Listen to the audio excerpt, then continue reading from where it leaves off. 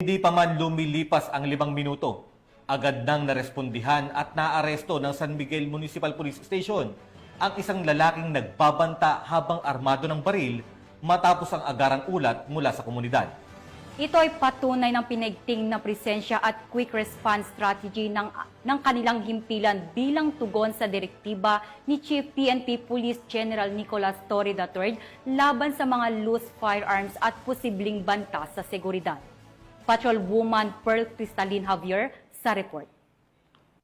Ng mga tauhan ng San Miguel Municipal Police Station ang isang lalaki sa loob lamang ng 5 minuto matapos magpakita ng mapanganib na pag-uugali sa publiko kabilang ang pagbabanta habang armado ng baril sa Barangay San Juan, San Miguel, Bulacan.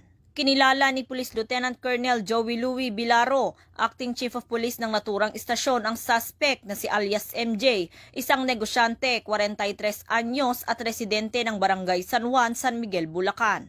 Ayon sa ulat, dakong alas 9 ng gabi nang maaresto ang suspect matapos makatanggap ng tawag ang mga otoridad mula sa isang concerned citizen. Batay sa salaysay ng mga saksi, sinadya umanong ikinasa ng suspect ang kanyang baril sa harap ng publiko habang nagbabanta ng pananakit.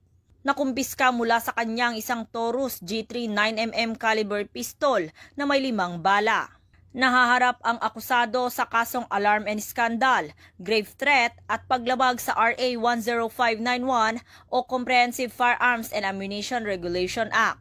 Tinitiyak ni Police Colonel Angel L. Garciliano, Acting Provincial Director ng Bulacan Police Provincial Office, ang matatag at maagap na aksyon ng mga kapulisan sa bawat sulok ng lalawigan.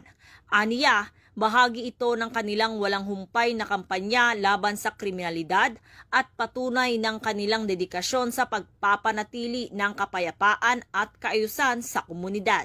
Mula dito sa Bulacan Police Provincial Office, ako ang inyong PNN correspondent, Patrolwoman Pearl Cristalin Javier, alagad ng batas, tagataguyod ng Balitang Pulis.